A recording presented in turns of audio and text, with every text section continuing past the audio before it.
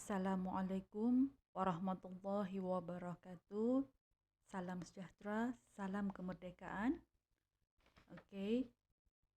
Hari ini kita meneruskan pembelajaran bahasa Melayu bersama dengan cikgu. Terlebih dahulu, dengan harapan murid-murid sihat walafiat, murid-murid bersemangat untuk belajar, okey? Sila buka buku aktiviti jilid 1, jilid 2, muka surat 28.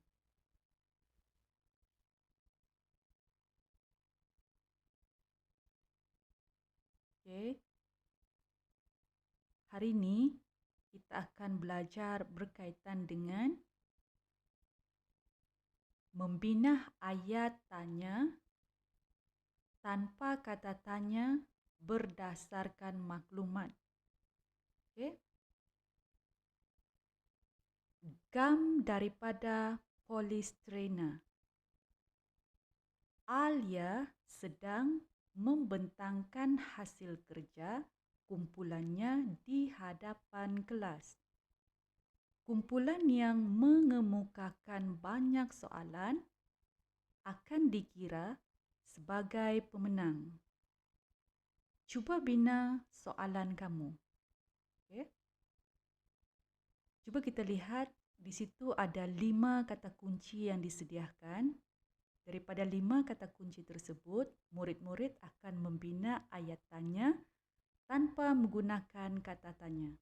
Okey, ayat tanya tanpa menggunakan kata tanya seperti mengapa, bila, bagaimana, berapa, siapa, apa dan mana.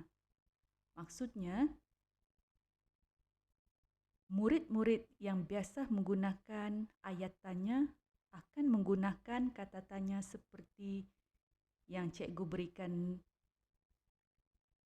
berikan, tetapi untuk aktiviti hari ini, murid-murid kena membina ayat tanya tanpa menggunakan kata tanya. Okey?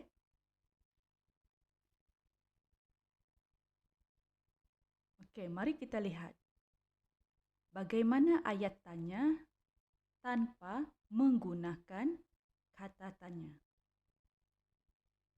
Terlebih dahulu, cikgu ingin memberitahu kepada murid-murid, okey, ayat tanya tanpa kata tanya biasanya menggunakan intonasi, iaitu intonasi ayat tanya tanpa kata tanya lazimnya akan diucapkan dengan nada suara yang tinggi sebelum senyap pada akhir ayat. Okey. Cikgu beri contoh. Contoh yang pertama iaitu, itu ayah awak. Macam tu maksudnya, kita bertanya dalam keadaan intonasi yang agak menggunakan suara tinggi. Okey. Contoh yang kedua, mereka balik ke wilayah Sabah. Yang ketiga, boleh saya meminta tolong makcik? Maksudnya, menggunakan intonasi nada suara yang agak tinggi sebelum senyap pada akhir ayat. Okey. Seterusnya, mari kita lihat aktiviti seterusnya. Murid akan melengkapkan ayat tanya tanpa menggunakan kata tanya berdasarkan kata kunci yang diberikan. Okey, contoh yang pertama iaitu, kayu dan plastik boleh dibekalkan menggunakan gam polistrin.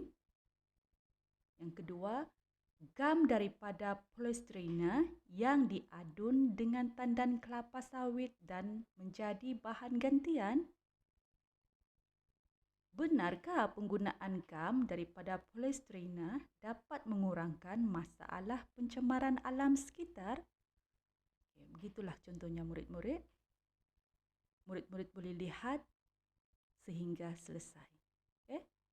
Sekian, terima kasih. Selamat belajar.